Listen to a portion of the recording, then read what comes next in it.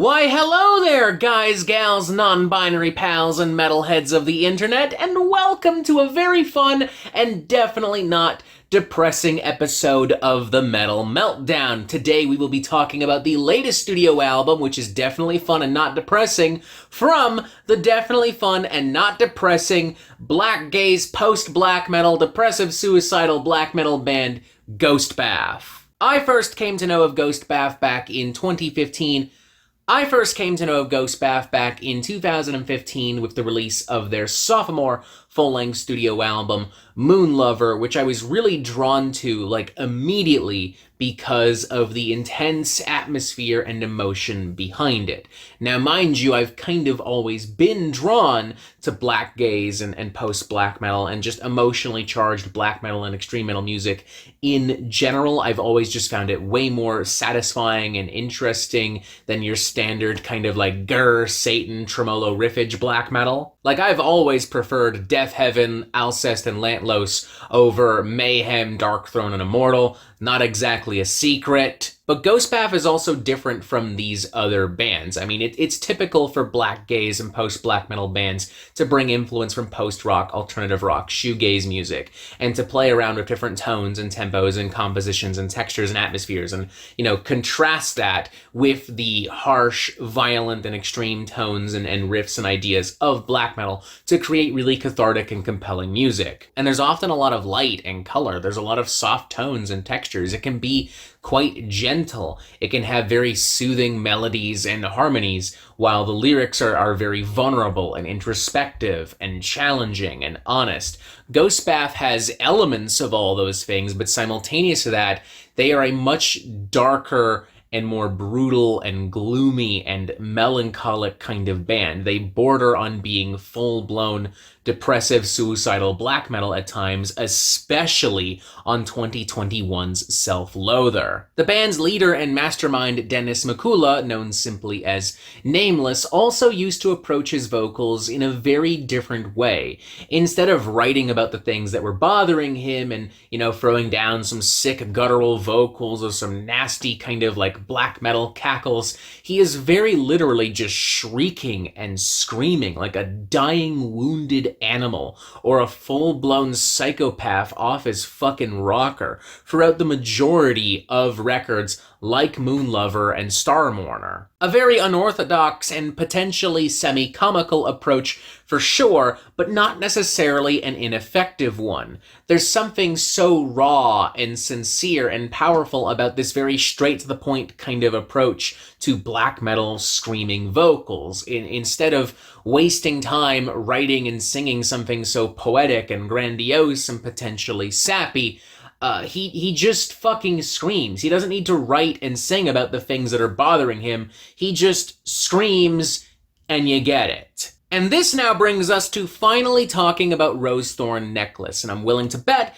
that after my little tirade and rant about how special and cool and awesome and different Ghostbath is, a lot of y'all are sitting there thinking, what's the point? He loves it. I know it. We know it. Whatever. Who cares? He's gonna give it a 5 out of 5. He's gonna tell us he cried. Wrap it up. We're done here. Nothing to see. Go home, everybody. But you're wrong.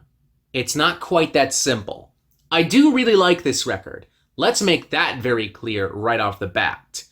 But this never really reaches the cosmic and emotional heights of records like Star Mourner and Moonlover and such. I do like this more than Self-Loather. That I will say. Self-Loather I never really got super into. Rose Thorn Necklace is, from my perspective, a culmination of everything Ghostbath have done thus far over the course of the past 10, 11, 12 years or so.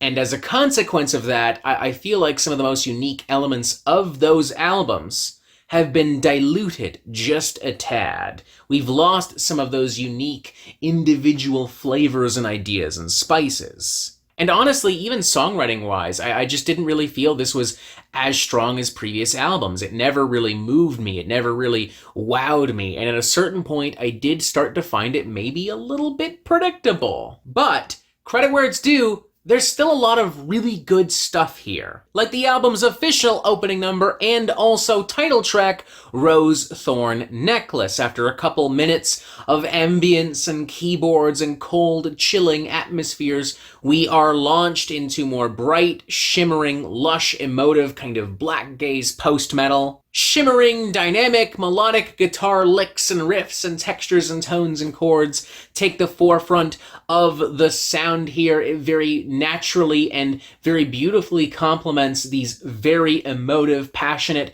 vocal displays, which themselves are quite versatile. You have your more atypical black metal shrieks, you have the standard Ghost Baffian, like, out-of-pocket fucking agonizing screams. You have some more dark, menacing, almost kind of death metal guttural vocals at times as well. Then there's the following number where I tried drowning as well, which pulls some influence from some more old school kind of 90s atmospheric black metal, some ferocious classic black metal tremolo riffs and beats here, some classic black metal progressions and song structures, and also some different sounding synths and keys and these kind of like celestial gothic sounding textures and atmospheres all around. The closing number, Throat Cancer, is pretty interesting too. I definitely feel like they tried to do too many things in this song, but I do like seeing Ghostbath still flex some creative muscle and show off some more progressive songcraft. Like, I'm not a huge fan of the very beginning of this song where it meshes like keyboards and guitars and screaming vocals and these like ascending textures and tones and atmospheric heights to create something that sounds so big and spiritual and beautiful and moving. It's a little much for my liking, but I do like the harsh and explosive section of like blackgaze and black metal, and I do really love the very somber, droning kind of outro to this song and in turn to this record.